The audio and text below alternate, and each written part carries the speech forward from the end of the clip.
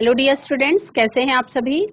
आशा करती हूँ आप सब ठीक होंगे, स्वस्थ होंगे, अच्छे होंगे।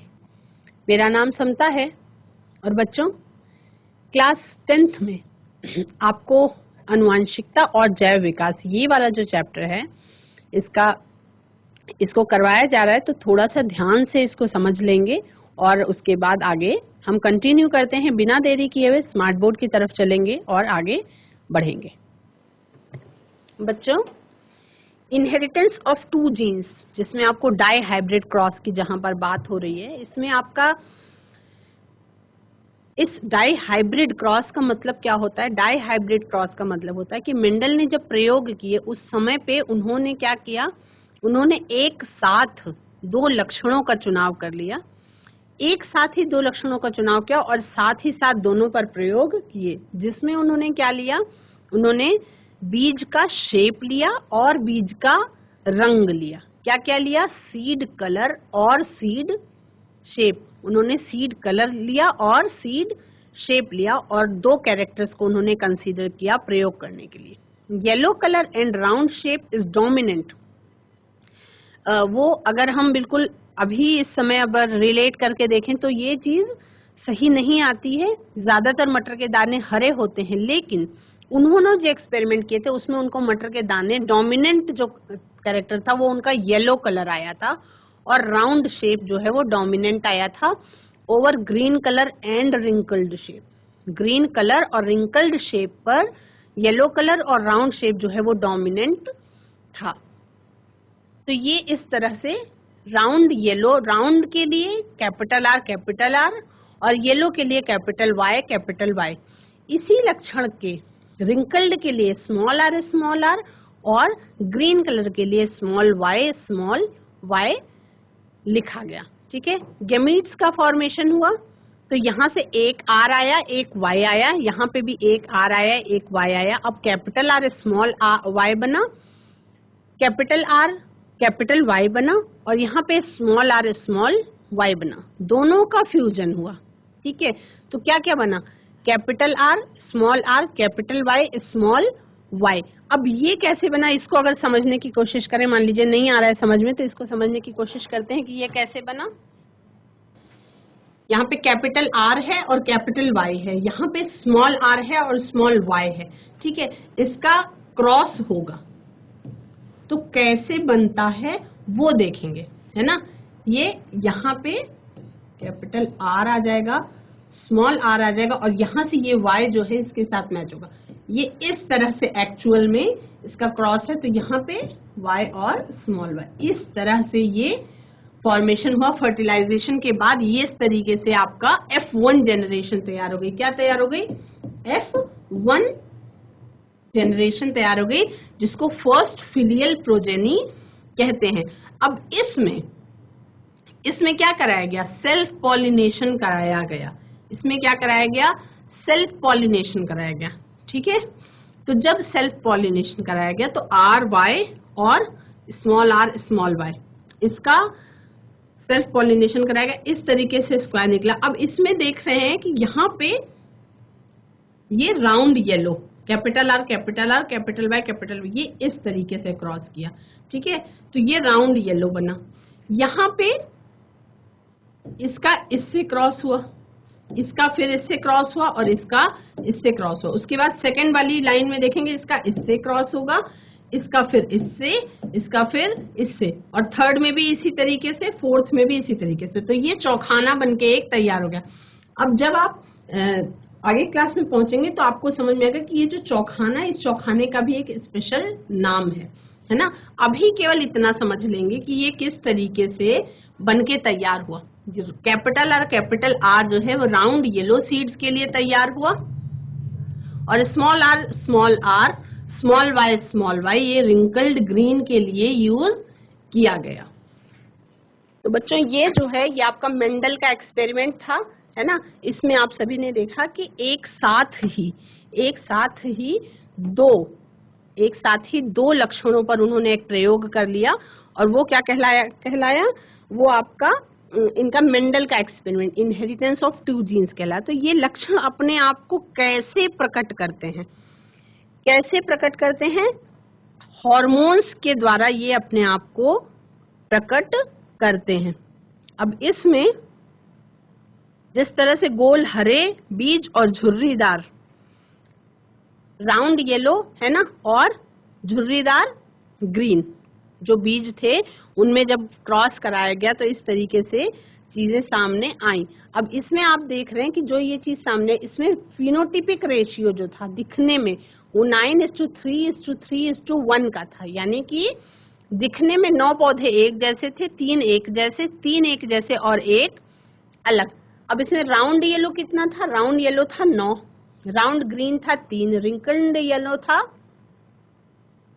येलो कितना था? 3 और रिंकल्ड ग्रीन था 1। अब आपका मेंडल का जो प्रिंसिपल कहता है, मेंडल का जो प्रिंसिपल कहता है वो क्या कहता है, मेंडल का नियम क्या कहता है, उसको समझने के लिए मेंडल ने प्रयोग किए थे, अलग अलग उसके उन्होंने नियम दिए। ठीक है, बहुत ज्यादा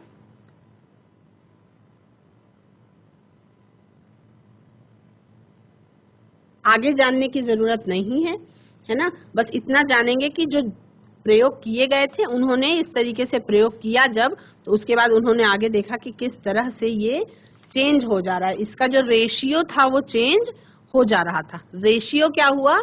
चेंज हो गया। सबसे पहले ये आपने जाना कि जब एक्सपेरिमेंट किया उन्होंने, तो उन्होंने 7 लक्षणों का चुनाव किया और 7 लक्षणों का चुनाव करने के बाद उन्होंने एक्सपेरिमेंट किए। लक्षणों की वंशागति के नियम ये कहलाते हैं, क्या कहलाते हैं? ये लक्षणों की वंशागति के नियम कहलाते हैं। अब इसमें ये लक्षण अपने आप को कैसे व्यक्त करते हैं, कैसे प्रेजेंट करते हैं? तो each characteristic in an organism is represented by 2 factors, 2 factor से रिप्रेजेंट किए जाते हैं, है ना। और इसका मतलब ये है कि हर एक कोशिका में 2 क्रोमोसोम्स होते हैं जो जीन्स को ले जाने का काम करते हैं। सेम कैरेक्टर के 2 जीन्स प्रेजेंट होते हैं। जैसे लंबाई की बात करें तो लंबा और बौना, दोनों हाइट की यदि बात करें तो लंबा और बौना, ये दोनों कैरेक्टर्स ऊंचाई के बारे में ही बात हो रही है, तो ये 2 जीन्स पर सेट होंगे। अब जब 2 कॉन्ट्रास्टिंग फैक्टर्स प्रेजेंट होते हैं ऑर्गेनिज्म में, तो उसमें से एक ऐसा है जो अपने आप को प्रेजेंट कर पाता है और दूसरा प्रेजेंट नहीं कर पाता। तो जो अपने आप को एक्सप्रेस कर पाता है वो डोमिनेंट फैक्टर कहलाता है, और जो अपने आप को एक्सप्रेस नहीं कर पाता वो रेसेसिव फैक्टर कहलाता है, जिसको आप प्रभावी कारक या अप्रभावी कारक कहते हैं। क्या कहते हैं? प्रभावी कारक या अप्रभावी कारक। अब इसमें मेंडल लॉ ऑफ इनहेरिटेंस जो था, उन्होंने अपने एक्सपेरिमेंट्स के आधार पे 3 लॉ निकाले। लॉ ऑफ डोमिनेंस, प्रभाविता का नियम निकाला उन्होंने, स्वतंत्र अपव्यूहन का नियम निकाला उन्होंने, लॉ ऑफ सेग्रीगेशन निकाला। तो लॉ ऑफ डोमिनेंस और लॉ ऑफ सेग्रीगेशन ये दोनों तो जो है एक ही लक्षण का जब हम प्रयोग कर रहे थे उस टाइम पे ये सामने आए थे। लेकिन जो लॉ ऑफ इंडिपेंडेंट असॉर्टमेंट है, ये एक साथ 2 लक्षणों का प्रयोग जब कर रहे थे तब ये नियम सामने आया। ठीक है, इसमें लॉ ऑफ डोमिनेंस क्या कहता है कि according to this law characters are controlled by discrete units. इस नियम के अनुसार क्या होता है कि जो कैरेक्टर्स हैं वो डिस्क्रीट यूनिट्स के द्वारा कंट्रोल किए जाते हैं, जो किसमें होते हैं? जोड़े में पाए जाते हैं, और जिसमें एक मेंबर डोमिनेटिंग होता है और दूसरे मेंबर पे वो डोमिनेट करता है, मतलब दूसरा वाला जो क्या हो जाएगा? रेसेसिव हो जाएगा, है ना। इस लॉ में ये क्या एक्सप्लेन करता है? Expression of only one of the parental character in F1 generation and expression of both in F2 generation. जैसे हम बात कर रहे थे लंबे और बौने पौधे की, तो हमने क्या देखा था? प्योर टॉल ब्रीड और प्योर ड्वार्फ ब्रीड का जब क्रॉस कराया गया था तो पहली पीढ़ी में सबके सब टॉल थे, लेकिन क्या वो प्योर टॉल थे? नहीं, उनके अंदर ड्वार्फ का भी जीन मौजूद था। लेकिन जब दूसरी पीढ़ी कराई गई, पहली पीढ़ी को ही सेल्फ पॉलिनेट करा के जब दूसरी पीढ़ी आई F2 जनरेशन, तो उस समय पे क्या हुए? लक्षण प्रभावी हो गए, जो दिख नहीं रहे थे वो भी एक्सप्रेस हो गए, यानी कि एक तो प्योर टॉल पौधा हो गया, दो पौधे ऐसे हुए जो टॉल दिखने में तो थे पर उनके अंदर ड्वार्फ का जीन्स था, और एक पौधा ऐसा हुआ जो पूरा बिल्कुल ही छोटा रह गया। तो इसको हम कहते हैं law of dominance. Law of segregation क्या कहता है?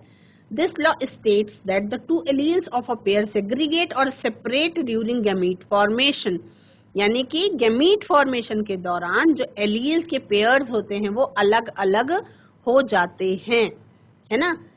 जब होमोजाइगस पेरेंट्स की बात होती है तो सारे के सारे गमीट एक जैसे निकलेंगे, और जब हेट्रोजाइगस पेरेंट्स की बात होगी, हेट्रोजाइगस पेरेंट्स कैसे हो गए? जैसे वी ह्यूमंस आर हेट्रोजाइगस, तो उसमें दो अलग अलग तरीके के गमीट्स निकलते हैं और वो इक्वल प्रोपोर्शन में निकलते हैं। अब इसको समझने के लिए हम लिंग निर्धारण के बारे में समझेंगे कि ये जो लिंग निर्धारण, हम मनुष्यों में लिंग निर्धारण किस तरह से होता है।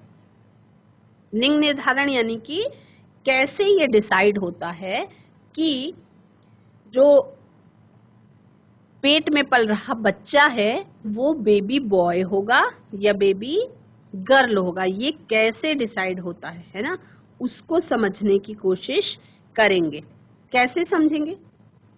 इस बात की हम चर्चा पहले ही कर चुके हैं कि जनन की जो प्रक्रिया होती है ना, ये चैप्टर पहले ही हो चुका है रिप्रोडक्शन वाला, जिसमें आपने क्या पढ़ा था कि जो रिप्रोडक्शन होता है वो बहुत ही बेसिक प्रक्रिया है अपने जीवों का, अपनी वंश को आगे बढ़ाने के लिए, वंशागति देने के लिए, यानी कि एक पीढ़ी का अगली पीढ़ी और उसके बाद अगली पीढ़ी बहुत लंबे समय तक अपने जैसी प्रतिकृतियां बनाने के लिए रिप्रोडक्शन की जरूरत होती है ना। तो जंतुओं में भी होता है ये, वनस्पतियों में भी, हर प्रकार के पेड़ पौधे, जीव जंतु, वनस्पतियां, इवन ह्यूमन बीइंग्स, सबके अंदर ये अपने वंश को बढ़ाने के लिए रिप्रोडक्शन या प्रजनन की प्रक्रिया होती है। तो ये एक क्या हो गई? ये एक बेसिक प्रक्रिया हो गई। अब इसमें आप सभी को पता है कि जो जनन की प्रक्रिया है वो दो प्रकार की हो सकती है। एक होता है अलैंगिक जनन और एक होता है लैंगिक जनन। अलैंगिक जनन का मतलब है कि प्रजनन की प्रक्रिया कंप्लीट होने के लिए केवल एक ही मदर सेल की या एक ही पेरेंट की जरूरत होती है, और अगर लैंगिक जनन की प्रक्रिया में है तो उसमें दो पेरेंट्स की जरूरत होती है, मेल और फीमेल दोनों की जरूरत होती है। तो आपने कभी ये सोचा है कि किस तरह से एक बेबी बॉय या बेबी गर्ल जन्म लेती है ना? ये आपने कभी सोचा है कि बेबी बॉय या बेबी गर्ल कैसे जन्म लेती है? क्या चीज ऐसी है जिससे ये डिसाइड होता है कि पेट में पल रहा बच्चा बेबी बॉय होगा या बेबी गर्ल होगा? मतलब क्या चीज ऐसी है जो किसी बच्चे का लिंग निर्धारण करती है? What determines the sex of a child? लिंग को हम क्या कहते हैं? लिंग को ही हम इंग्लिश में सेक्स कहते हैं, है ना। The answer to these questions lie in thread like structures called chromosomes. अब इस इतने बड़े क्वेश्चन का आंसर जो है वो किस में छुपा हुआ है? धागे की जैसी संरचना जो हमारे न्यूक्लियस के अंदर प्रेजेंट होती है। आप सभी को पता है कि रिप्रोडक्शन की प्रोसेस में जो लैंगिक जनन की प्रक्रिया होती है, सेक्सुअल रिप्रोडक्शन की प्रोसेस होती है, उसमें गैमीट्स का फॉर्मेशन होता है ना। मेल गैमीट अलग होते हैं और फीमेल गैमीट अलग होते हैं ना। तो वो सेक्स सेल्स होती है जिसके अंदर जो न्यूक्लियस है, जिसके अंदर जो केंद्रक है, उसके अंदर जेनेटिक मटेरियल यानी कि अनुवांशिक पदार्थ पाया जाता है। और जब वो अनुवांशिक पदार्थ, जब गैमीट्स का फॉर्मेशन हो रहा होता है तो उस समय पे वो जो अनुवांशिक पदार्थ है वो क्या होता है? वो क्रोमोसोम्स का रूप ले लेता है और जेनेटिक मटेरियल उलझे हुए धागे की जैसी संरचना होती है। These chromosomes are present in the nucleus of all cells. ये जो क्रोमोसोम्स हैं ये सभी सेल्स की किस में प्रेजेंट होते हैं? न्यूक्लियस में, केंद्रक में प्रेजेंट होते हैं। They are also present in the zygote. अब केंद्रक में भी प्रेजेंट होते हैं, लेकिन जब गैमीट का फॉर्मेशन होता है, यानी कि जब हम मनुष्यों में लिंग निर्धारण की बात कर रहे हैं, तो जब गैमीट के फॉर्मेशन में शुक्राणु और ओवा आपस में जब मिलते हैं, जाइगोट का फॉर्मेशन होता है, तो उस समय पे भी सेक्स का क्रोमोसोम जो क्या हो जाता है, ट्रांसफर हो जाता है और एक साथ मिलकर के फिर वो सेक्स का डिटर्मिनेशन करते हैं। तो उनके अंदर क्या सूचना होती है, उसी समय पे ये डिसाइड हो जाता है कि पेट में पल रहा बच्चा बेबी बॉय होगा या बेबी गर्ल होगा। They carry the instruction for determining the sex of the baby. अब ये अभी तक आप अभी क्लास 10th में ही हैं, तो आपके लिए ये पहेली का ही विषय होगा कि कैसे डिसाइड होता है कि 9 मंथ्स तक पेट में जो बेबी होता है, तो कैसे डिसाइड होता है कि वो मतलब किस मंथ में डिसाइड होता होगा कि बेबी बॉय होगा या बेबी गर्ल होगा। तो ये डिसाइड हो जाता है एकदम स्टार्टिंग में, 1, 2, 3 मंथ्स में नहीं डिसाइड होता, ये एकदम फर्टिलाइजेशन के टाइम पे ही डिसाइड हो जाता है बच्चों कि बेबी बॉय होगा या बेबी गर्ल होगी। उसके लिए क्या चीजें कैसे आप समझेंगे, है ना? कुछ अलग अलग स्पीशीज यानी कि अलग अलग जंतु इसके लिए अलग अलग तरीके अपनाते हैं। कुछ तो कंप्लीटली एनवायरनमेंट पे डिपेंडेंट होते हैं, लेकिन हम किन की बात कर रहे हैं, हम बात कर रहे हैं मनुष्यों की। पहले हम कुछ और जंतुओं के बारे में बात करेंगे, जैसे कुछ रेप्टाइल्स होते हैं। ये क्या करते हैं, इनका जो सेक्स का डिटर्मिनेशन होता है, इनका जो लिंग का निर्धारण होता है, वो किस चीज पे डिपेंडेंट होता है, वो डिपेंडेंट होते हैं कि जो फर्टिलाइज्ड एग है उसको कितना तापमान मिल रहा है। वो अपने ऊष्मायन पर डिपेंड करते हैं कि वो संतति जो है वो नर होगी या मादा होगी। जैसे हम बात करें यदि मुर्गी के अंडे की यदि बात करें, तो वो ऊष्मायन पे डिपेंडेंट। उसके अलावा घोंघा जैसा प्राणी जो आपको बारिश के समय में थोड़ा सा चलता हुआ दिखाई पड़ता है, इसमें ये अपना लिंग बदल सकते हैं, ये अपना लिंग चेंज कर सकते हैं। लेकिन मनुष्य, इनके अंदर जो सेक्स डिटर्मिनेशन की प्रोसेस होती है, ये हेरिडिटरी आधार पे होती है, यानी कि एक पीढ़ी से दूसरी पीढ़ी में ट्रांसफर हो जाती है। या कह सकते हैं कि जो पेरेंट्स से जीवों में जो जीन ट्रांसफर हो रहा है, वो जीन ही डिसाइड कर देता है कि होने वाला बच्चा संतति लड़का होगा या लड़की होगी, है ना? अभी तक हम क्या मानते रहे हैं, अभी तक हम ये मानते रहे हैं कि दोनों पेरेंट्स में से एक जैसे सेट जो है वो बच्चे में जाते हैं, है ना? लेकिन अगर एक ही जैसे सेट बच्चे में जाते होते तो फिर सेक्स डिटर्मिनेशन कैसे होता, कैसे पता चलता कि सेक्स डिटर्मिनेशन किस तरह से होता है? तो आप सबको पता है कि मनुष्यों में यानी कि मानवों में अधिकतर गुणसूत्र कैसे होते हैं, माता और पिता के गुणसूत्रों के क्या होते हैं, कंप्लीटली प्रतिरूप होते हैं, यानी कि एक जैसे होते हैं, है ना? तो total all human beings have 23 pairs of chromosomes. सभी मनुष्यों में कितने पेयर्स ऑफ क्रोमोसोम्स प्रेजेंट होते हैं? क्रोमोसोम्स जो 23 जोड़ा क्रोमोसोम्स प्रेजेंट होते हैं, यानी कि 23 जोड़ा गुणसूत्र प्रेजेंट होते हैं, यानी कि 46 गुणसूत्र, 46 गुणसूत्र प्रेजेंट होते हैं, जिसमें से दो ऐसे होते हैं जो सेक्स क्रोमोसोम्स कहलाते हैं, यानी कि वो 22 जोड़े से डिफरेंट होते हैं। जो अंतिम जोड़ा होता है, 23वां जोड़ा, वो उन 22 जोड़ों से कुछ अलग होता है। क्या अलग होता है? उसके अंदर गुणसूत्र जो है वो लिंग निर्धारण करने वाला गुणसूत्र प्रेजेंट होता है। These sex chromosomes are responsible for determining the sex of a child. अब किस तरह से इसको अगर समझने की कोशिश करें, तो पहले हम मनुष्यों में किस तरह से लिंग निर्धारण हो रहा है इसको समझेंगे, तो आपको अच्छे से समझ में आ जाएगा। मनुष्यों में लिंग निर्धारण, ठीक है? आप सबको पता है कि मनुष्यों में कितने क्रोमोसोम्स पाए जाते हैं? 23 जोड़े। कितने क्रोमोसोम्स पाए जाते हैं? 23 जोड़े, यानी कि कितने हो गए? 46, 46। ठीक है, इसमें से 22 जोड़े कैसे होते हैं? एक जैसे।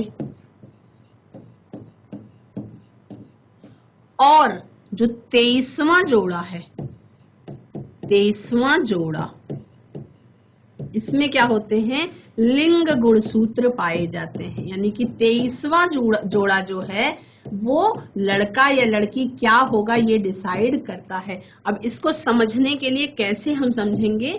हम मानते हैं, मान लीजिए कि जो गुणसूत्र हैं वो ऐसे होते हैं, एक्स एक्स और एक्स वाई। ठीक है, अब इसमें ये है मदर, ये कौन है? मदर, जिसके पास जो क्रोमोसोम्स हैं उनका सेट एकदम एक जैसा ही होगा। और ये है फादर, जिसके पास एक सेट क्रोमोसोम का ऐसा है जो एक्स वाई है।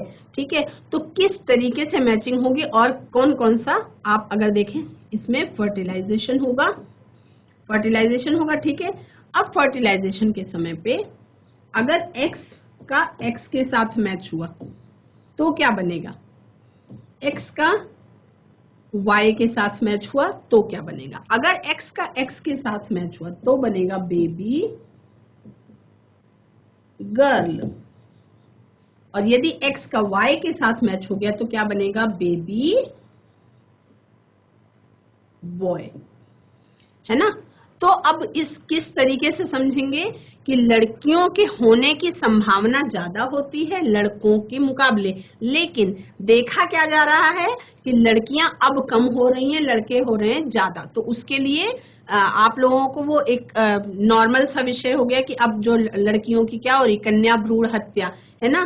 पेट में ही लड़कियों को मारा जाने लगा तो लड़कियों की संख्या कम हो गई। अदरवाइज अगर नेचुरल सिलेक्शन से देखा जाए तो लड़कियां होंगी ज्यादा और लड़के होंगे कम। कैसे संभावना बनेगी कि लड़कियां ज्यादा होंगी और लड़के कम होंगे? उसको देखते हैं। संभावना बन सकती है, यहाँ पे इसका इससे मैच हो रहा है, ठीक है, इसका फिर इससे मैच हो रहा है, उसके बाद फिर इसका इससे मैच हो रहा है और इसका इससे मैच हो रहा है। तो आप देखो आधी आधी 50-50% संभावना होती है। एक्स एक्स तो ये गर्ल चाइल्ड, और एक्स वाई तो ये बॉय चाइल्ड। तो इसको हम कैसे लिखते हैं? इसको हम ऐसे लिखते हैं और इसको हम ऐसे लिखते हैं। ये जो है ये निशान है फीमेल का और ये निशान है मेल चाइल्ड का। ठीक है, तो इस तरह से बच्चों आप लोगों ने देखा कि जो मनुष्यों में सेक्स डिटर्मिनेशन यानी कि लिंग निर्धारण जो है वो किस तरह से होता है, वो 100% डिपेंडेंट किस पर होता है? फादर से जो स्पर्म आ रहा है उस पर डिपेंडेंट होता है ना? वो अगर एक्स वाई वाला हुआ और एक्स वाई ने यानी कि वाई ने अगर एक्स के साथ मैच किया तो क्या बनेगा? बेबी बॉय हो जाएगा। तो इसका मतलब ये है कि एक्स और वाई क्रोमोसोम्स वही डिसाइड करते हैं कि जो चाइल्ड होगा वो मेल होगा या फीमेल होगा। तो फादर ही फुल्ली रिस्पॉन्सिबल है इस चीज के लिए, क्योंकि मदर के पास सेक्स वाला जो स्पेसिफिक क्रोमोसोम है यानी कि वाई क्रोमोसोम वो प्रेजेंट नहीं होता है ना? और इसके अलावा कुछ अलग अलग जंतुओं की यदि हम बात करें तो उन पर क्या चीज होती है? इन्वायरमेंटल फैक्टर्स का असर पड़ता है, यानी कि तो ये जो मनुष्यों में होगा ये आपका जेनेटिक सेक्स डिटर्मिनेशन हो गया, और इन्वायरमेंटल फैक्टर्स यानी कि नॉन जेनेटिक सेक्स डिटर्मिनेशन अलग अलग दूसरे जंतुओं में बात करें तो यहाँ पे जैसे कुछ एनिमल्स हैं, टर्टल्स हैं, कछुए, लिजर्ड्स हैं, छिपकलियां, मगरमच्छ हैं और कुछ तरीके के स्नेक्स, कुछ रेप्टाइल्स, ये जो हैं इसमें जो संतति होने वाली है उसका डिटर्मिनेशन कैसे होता है? Incubation temperature of the eggs, अंडों में कितना ऊष्मायन मिल रहा है उनको उस पर डिपेंड करता है। तो ये एकदम डिफरेंट है, मनुष्यों के तुलना में ये एकदम डिफरेंट है। है ना। पहले आपने इंसानों का जान लिया, मनुष्यों का जान लिया कि मनुष्यों में 22 जोड़े गुणसूत्र ऐसे होते हैं जो एक जैसे होते हैं, और एक जोड़ा ऐसा होता है जिसे हम सेक्स क्रोमोसोम या लिंग गुणसूत्र कहते हैं, और ये हमेशा कंप्लीट जोड़े में नहीं होते हैं। यानी कि 22 तो दोनों में, मदर फादर में 22 तो सेम होंगे, पर 23वां जो होगा वो अलग तरीके का होगा। 23वें में माँ के पास XX होगा और पिताजी के पास XY होगा, है ना। तो इसमें जो क्या होता है, इसमें अगर X का Y के साथ मैचिंग हो तो बेबी बॉय होगा, X के साथ मैचिंग हो तो क्या होगा, बेबी गर्ल होगी, है ना। तो अब इससे आप समझो कि 50-50% चांस होते हैं लड़का या लड़की होने के।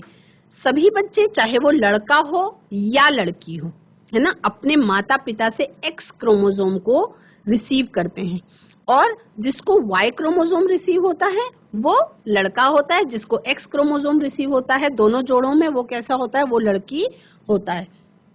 एनवायरमेंटल फैक्टर्स अलग अलग जंतुओं में यानी कि इंसानों में सेक्स क्रोमोसोम्स डिटरमाइन करते हैं कि लिंग का निर्धारण क्या होगा, और नॉन जेनेटिक सेक्स डिटर्मिनेशन में कुछ पर्यावरण से पाए जाने वाले इश्यूज के कारण जो है सेक्स डिटर्मिनेशन होता है, जैसे कछुओं में, लिजर्ड्स में, क्रोकोडाइल्स में और स्नेक्स में, है ना। इसमें इंक्यूबेशन टेम्परेचर जो है अंडों का वो डिसाइड करता है, ऊष्मायन का जो ताप है वो डिसाइड करता है कि सेक्स जो है क्या होगा, है ना। तो ये आपका एनवायरमेंटल फैक्टर्स हो गए। जैसे कुछ टर्टल्स होते हैं कुछ प्रकार के जिसमें एग्स जो है, for example in certain turtles the eggs hatch to produce male and female organisms when incubated at low and high temperatures respectively। यानी अगर लो टेम्परेचर पे इंक्यूबेशन हुआ तो मेल होगा, और अगर हाई टेम्परेचर पे इंक्यूबेशन हुआ तो फीमेल हो जाएगा। तो ये एक डिफरेंट कॉन्सेप्ट हो गया। मनुष्यों में और कछुओं में एक समान नहीं होता। इसी तरह से other type of sex determination क्या है, जैसे सम स्नेल्स, कुछ घोंघे जो आपने देखे वो अपना सेक्स चेंज भी कर सकते हैं, यानी कि लिंग अपना बदल सकते हैं। Snails start development as males and later change their sex to females, यानी कि नर और मादा वो चाहें तो आधा जीवन नर की तरह गुजार सकते हैं और आधा जीवन मादा की तरह गुजार सकते हैं। तो ये सब चीजें केवल ध्यान में रखने की हैं, है ना। मनुष्यों वाला इम्पोर्टेंट है, वो एग्जाम में भी पूछा जा सकता है ना। उसके अलावा ये सब जो है वो एग्जाम में तो शायद नहीं पूछा जाता है, लेकिन हाँ 1 नंबर के क्वेश्चन में ये पूछा जा सकता है। Absence of sex determination system, यानी कि अर्थवर्म्स, कुछ ऐसे जंतु होते हैं जिसमें सेक्स डिटर्मिनेशन की जरूरत नहीं होती, यानी कि वो जंतु अपने आप में नर या मादा अलग अलग नहीं होते हैं, यानी कि सेक्सुअल रिप्रोडक्शन के लिए उनके एक ही शरीर के अंदर दोनों लिंग पाए जाते हैं, यानी कि मेल रिप्रोडक्टिव ऑर्गन और फीमेल रिप्रोडक्टिव ऑर्गन दोनों के दोनों एक ही शरीर पे मौजूद होते हैं। और ऐसे प्राणी क्या कहलाते हैं, द्विलिंगी कहलाते हैं, है ना। आप सबको पता है कि लिंग के आधार पे जो जंतु होते हैं ये 2 प्रकार के होते हैं, एक लिंगी और द्विलिंगी। एक लिंगी का मतलब जिसमें मेल और फीमेल अलग अलग होते हैं, और द्विलिंगी का मतलब एक ही शरीर में मेल फीमेल दोनों के दोनों रिप्रोडक्टिव ऑर्गन्स पाए जाएंगे, जिसका सबसे बड़ा एग्जाम्पल है बच्चों केचुआ या अर्थवर्म। अर्थवर्म जो है वो क्या होते हैं, द्विलिंगी होते हैं, या इनको हम उभयलिंगी भी कह सकते हैं। ये हर्माफ्रोडाइट कहलाते हैं। They do not have separate sexes as males and females. ये मनुष्यों की तरह अलग अलग जंतु मेल और फीमेल नहीं होते हैं, यानी कि एक ही तरीके के सारे होते हैं। उनके एक ही शरीर में ही मेल रिप्रोडक्टिव ऑर्गन और फीमेल रिप्रोडक्टिव ऑर्गन दोनों प्रेजेंट होता है। ये क्लियर है। अब इसमें कुछ प्रश्न पूछे जा सकते हैं, जैसे कि मेंडल के प्रयोगों से कैसे पता चलता है कि लक्षण प्रभावी और अप्रभावी होते हैं।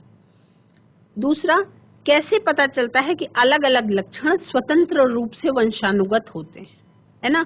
कैसे पता चलता है कि मानव में बच्चे का लिंग निर्धारण कैसे होता है, इस तरीके के क्वेश्चन एग्जाम में पूछे जा सकते हैं कि मानव में बच्चे का लिंग निर्धारण कैसे होता है। क्वेश्चन पूछा जा सकता है कि एक ए ब्लड ग्रुप वाला पुरुष यदि एक ओ ब्लड ग्रुप वाली स्त्री से विवाह करता है, शादी करता है, तो उनकी पुत्री का जो ब्लड ग्रुप होगा वो ओ होगा। तो क्या ये सूचना कंप्लीट है कि कौन सा विकल्प लक्षण रुधिर वर्ग ए और ओ प्रभावी लक्षण है ना। हमने अप्रभावी और प्रभावी के बारे में बात कर ली, है ना। तो इसमें इस क्वेश्चन का आंसर आप कैसे समझेंगे? अगर ए ब्लड ग्रुप के फादर हैं और ओ ब्लड ग्रुप की मदर है, तो इसका मतलब ये है कि ओ ब्लड ग्रुप जो है वो प्रभावी था। अगर बेटी का ब्लड ग्रुप कितना है? ओ है, तो यानी कि ओ ब्लड ग्रुप जो है वो ए ब्लड ग्रुप के ऊपर प्रभावी हो गया, है ना। तो इस तरह से स्पष्टीकरण देना होता है आंसर का। ये आई थिंक आप इजीली कर लेंगे। कुछ और फैक्टर्स हैं, जैसे कि क्या आप सभी जानते हैं कि बर्ड्स में males have some same sex chromosomes. अब जैसे हम मनुष्यों के अंदर मेल में क्या होता है, सेक्स क्रोमोसोम डिफरेंट वाला होता है, लेकिन बर्ड्स की यदि बात करें, हम पक्षियों की बात करें, तो सेक्स क्रोमोसोम्स मेल्स में सेम होते हैं और फीमेल्स में अलग होते हैं। यानी कि लिंग निर्धारण पक्षियों में कौन करती है? जो मादा चिड़िया होती है वो लिंग का निर्धारण करती है। तो ये एक अलग कॉन्सेप्ट हो गया। ये क्वेश्चन आपकी क्लास में तो नहीं पूछा जाएगा, बस जानकारी के लिए आप जान सकते हैं कि पक्षियों में और मनुष्यों में वाइस वर्सा होता है। पक्षियों में फीमेल जो है वो सेक्स डिटर्मिनेशन के लिए उत्तरदायी होती है और मनुष्यों में मेल्स जो हैं वो सेक्स डिटर्मिनेशन के लिए उत्तरदायी होते हैं। तो ये कैसा रिवर्स्ड प्रोसेस हो गई। The system of sex determination is reversed compared to the system found in humans. उसके अलावा ड्रोसोफिला, फ्रूट फ्लाई, इसके अंदर सेक्स क्रोमोसोम्स जो है प्रेजेंट होते ही नहीं है। Sex is determined by the ratio of the number of X chromosomes to autosomes. बच्चों, आज की क्लास में मनुष्यों में किस तरह से लिंग निर्धारण होता है उसके बारे में आप लोगों ने जाना, उसको रिवाइज किया एक बार, क्योंकि एग्जाम के लिए इम्पोर्टेंट है। हो सकता है एग्जाम में पूछा जाए, दीर्घ उत्तरीय प्रश्न में पूछा जाएगा तो उस तरीके से प्रेजेंट करिएगा। अगर इसको बहुविकल्पीय में पूछा जाएगा तो आपको पता ही है कि जो मेल होता है वो सेक्स लिंग निर्धारण के लिए उत्तरदायी होते हैं, यानी कि लिंग गुणसूत्र जो है वो पुरुषों में पाए जाते हैं। अगर आपको ये दीर्घ में पूछा जाता है तो आप क्रॉस करा के दिखा सकते हैं, आपको उसमें मार्क्स थोड़े अच्छे मिलेंगे, क्योंकि मैंने आपको बोर्ड पे वो करके सिखा दिया है। आज की क्लास में इतना ही। अगले क्लास में हम कुछ और एग्जाम से रिलेटेड प्रिपरेशन करेंगे, तैयारी करते चलेंगे। That's all for today. Have a nice day, take care.